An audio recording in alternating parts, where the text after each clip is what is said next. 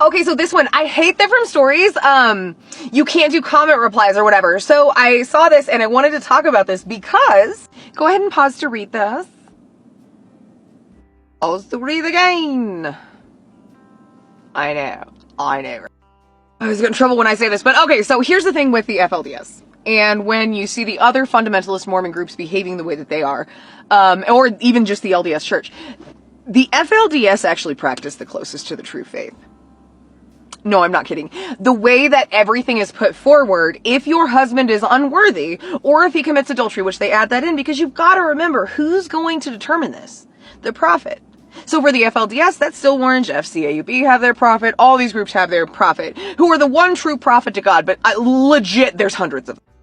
So, in essence, if the prophet, because this is a book about the Law of Sarah, which the Law of Sarah is what kind of, we need to actually do should we do a series about that? We should do a series about that. But basically, the Law of Sarah is what, kind of oversees and gives you the guidelines to plural marriage. So we need to get really into that, because it's jacked up, guys.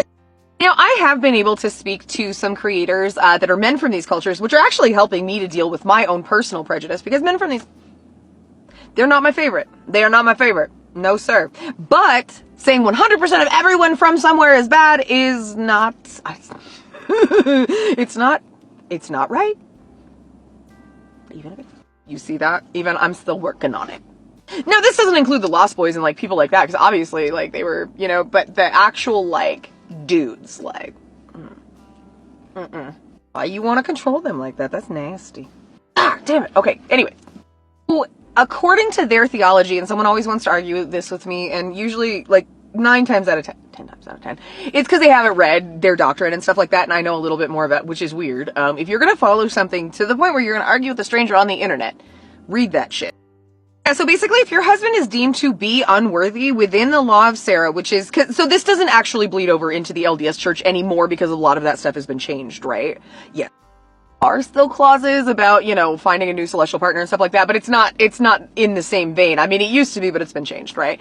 So with the fundamentalists, they're practicing the old faith, as Joseph Smith, and as you saw, some of those quotes were from Brigham Young, wherein you're there, but if the dude messes up, all of his women can be reassigned, and he's basically kind of like, oh, you don't have anyone, so you're not getting it at all.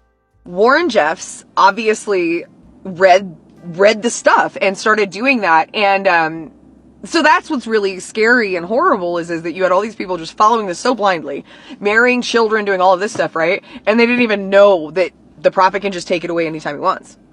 Even to the point that in the media, that part is not properly expressed is that they never knew anything.